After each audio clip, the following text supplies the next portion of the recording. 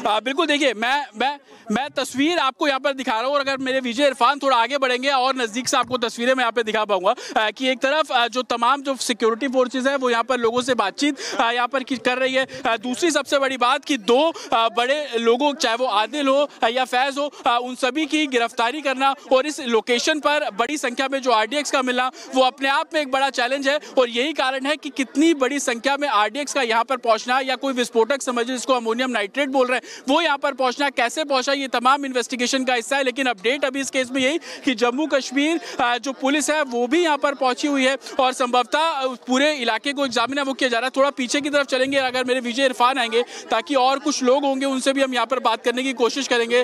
क्या आप लोगों में डर है कि आपके पास के गाँव में इतना विस्फोटक मिल रहा, डर है कि कुछ यहाँ पे भी गलत हो सकता था? ना जी, कोई ऐसी बात, कोई डर है कि पास पता हमें नहीं पता जी। ठीक है, लोग हालांकि यहाँ पर बात नहीं कर रहे हैं, लेकिन सबसे बड़ी बात कि 300 किलो विस्फोटक का मिलना और फरीदाबाद पुलिस कमिश्नर का ये कहना है कि लगातार हमारे साथ जुड़े हुए हैं। जतिन फरीदाबाद से तस्वीर हम तक पहुंचा रहे हैं। वहीं फरीदाबाद में क्राइम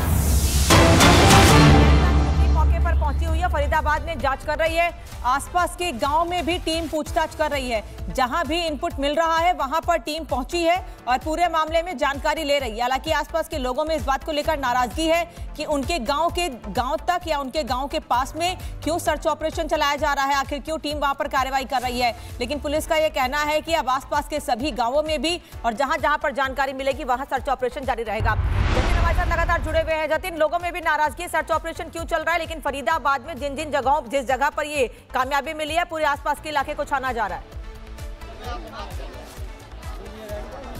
बिल्कुल, नाराजगी से बिल्कुल अगर आप हट के बात करें तो नेशनल सिक्योरिटी से जुड़ा हुआ पूरा मामला है। अगर इस तरीके की कोई गतिविधि होती तो पास के तो गांव तो आप छोड़िए कि दिल्ली तक भी इसका इंपैक्ट जो साफ तौर पर देखने को मिलता। और यही कारण है कि चाहे वो पूरा इलाका हो, पूरे गांव को खंगाला जा रहा है, आसपास के लोगों से बातचीत की जा रही है और दूसरी तरफ जो क्राइम ब्रांच की टीम है वो इस पूरे इलाके को एग्जामिन कर रही है, लोगों से बातचीत की जा रही है। दूसरा, जो डिजिटल फुटप्रिंट इस पूरे मामले में मिल रहे हैं उन लोगों को भी खंगाला संभवतः यहाँ पर जा रहा है कि किसकी क्या कुछ मूवमेंट यहाँ पर रही है। और आप अगर मेरे विजय इरफान आपको तस्वीरें दिखाएंगे इस पूरे गांव की तो एक तरफ आपको घर नजर आएंगे, दूसरी तरफ आपको पूरी एग्रीकल्चर जो बेल्ट है वो नजर आएगी और दूर में आपको एक तीसरा गांव नजर आएगा। उसके बीच में यहां पर सिक्योरिटी फोर्सेस का पहुंचना अपने आप में कई सवाल खड़े कर रहा है और सवाल ये खड़े कर रहा है कि आखिरकार चाहे वो मोहम्मद मुजम्मिल हो, उसकी मूवमेंट यहां पर किस तरीके की रही, यहां पर आकर वो कितने लोगों के संपर्क में आए, किनसे उसने बात करनी शुरू की। क्योंकि आप अगर इस पूरे पैच को देखेंगे जिसको फरीदाबाद क्राइम ब्रांच ने कॉर्डन ऑफ किया है तो वो एग्रीकल्चर लैंड के पीछे का भी पैच है, ना सिर्फ पीछे का पैच है बल्कि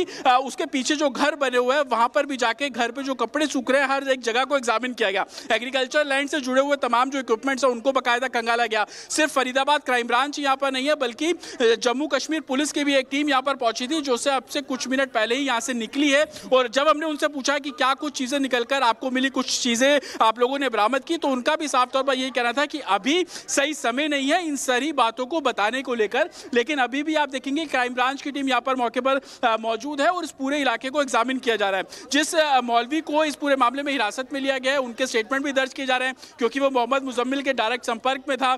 कई बार लोकेशन उस मस्जिद में भी मोहम्मद मुजम्मिल की जो है वो ट्रैक की गई थी, ना सिर्फ लोकेशन ट्रैक की गई बल्कि कुछ सामान भी वो वहां से ले जाया करता था।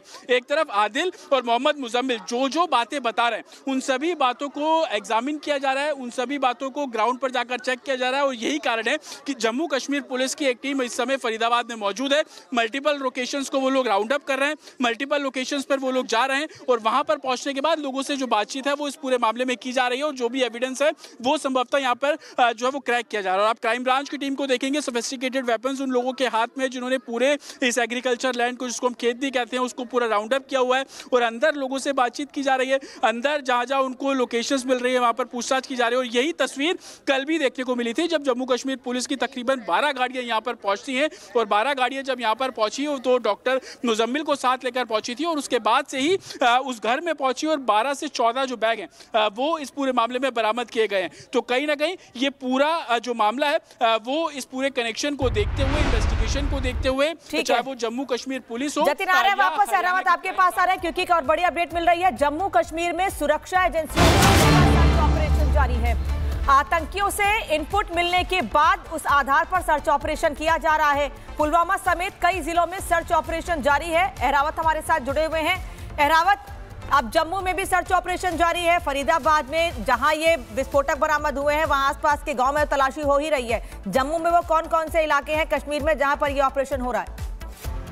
जी, पिछले कई दिनों से हम लगातार देख रहे हैं, पिछले करीबन 3 दिन से हम देख रहे हैं किस तरह से नॉर्थ कश्मीर से इसकी शुरुआत की गई, जहां पर अलग अलग तरह के जो लोग हैं वहां पर उनको उनके घरों पर जो है कुछ इलेक्ट्रॉनिक गैजेट्स के साथ साथ कुछ डॉक्यूमेंट्स का जो है वेरिफिकेशन किया गया, और उसके साथ साथ सेम तरह की जो है रेड जो है सेंट्रल कश्मीर और साउथ कश्मीर के अलग अलग डिस्ट्रिक्ट्स में जो है। हालांकि कुछ ऐसे डिस्ट्रिक्ट्स अभी भी है कश्मीर में जहां अभी भी लगातार पुलवामा साउथ कश्मीर है, या उसके साथ साथ बारामूला की बात करें, बारामूला में भी आज हमने देखा किस तरह से कुछ ऐसे OGW नेटवर्क है जो कि कुछ ऐसे हैंडलर्स है जो कि पाकिस्तान के कुछ ऐसे बड़े कमांडर्स के साथ टच में हैं जो कि सस्पेक्टेड लग रहे थे, उनके घर पर जो है छापे कार्रवाई की गई पूरे कश्मीर में।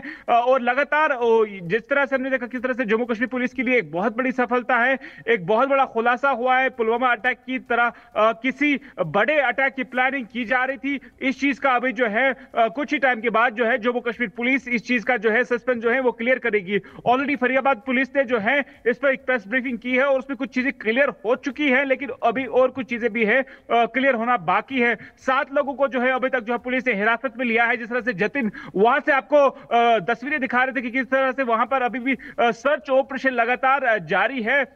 और उसी के साथ साथ जम्मू कश्मीर की बात करें, वहां पर भी कुछ ऐसे डिस्ट्रिक्ट्स है जहां पर अभी भी जो है सर्च ऑपरेशन जो है लगातार जारी है। और जिस तरह से पिछले 15 से 20 दिन से लगातार जम्मू कश्मीर पुलिस की एक टीम गई थी फरीदाबाद, वहां पर इस ऑपरेशन को जो है अंजाम दिया गया था, और वहां पर इस तरह की रिकवरीज होना जो कि किसी ने एक्सपेक्ट नहीं किया था। एक सीरीज वेपन्स के साथ साथ कुछ ऐसे केमिकल्स वहां से रिकवर होना जिनसे आईडी और बाकी विस्फोटक हथियार जो है वो बन सकते थे। अभी 2 डॉक्टर्स के फोटोज और नाम भी जो है वो सामने आ गए हैं, लेकिन कुल मिलाकर बताया जा रहा है कि 7 लोग इस पे इन्वॉल्व है। फिलहाल अभी तक जो इन्वेस्टिगेशन जो पहुंच चुकी है, लेकिन इसके साथ साथ बाकी और भी कुछ करेक्शंस जो लगाना है वो पता लगा जा सकता है। जिस तरह से सुरक्षा एजेंसी लगातार वापस लौट रहे हैं आपके पास, लेकिन केंद्रीय मंत्री गिरिराज सिंह ने बड़ा बयान दिया है।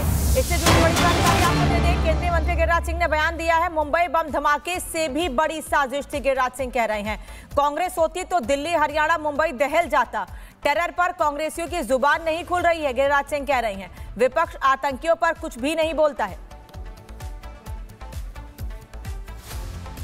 मोदी जी की सरकार, जिन्होंने इतनी सतर्कता से, और वहाँ की सरकार ने इसको पकड़ लिया, लेकिन ये तो बॉम्बे ब्लास्ट से भी खतरनाक था। ये 300 डॉक्टर, अभी यात्रा चल रहा था बाबा बागेश्वर का, वो भी बहुत बड़ी संख्या में भीड़ उनके साथ है। उस पे अटैक होता क्या होता, आरएसएस दफ्तर की रैकी। लेकिन सवाल ये उठता है, जब भी पकड़े जाते हैं तो एक ही समुदाय के यानी मुसलमान ही पकड़े जाते हैं, डॉक्टर पकड़े गए हैं। अभी तक कांग्रेस, राहुल गांधी हों, लालू यादव हों, अखिलेश हों, इनका किसी का, ओवैसी हों, किसी का बयान नहीं आएगा। क्या भारत को गजवाए हिंद बनाने की साजिश है?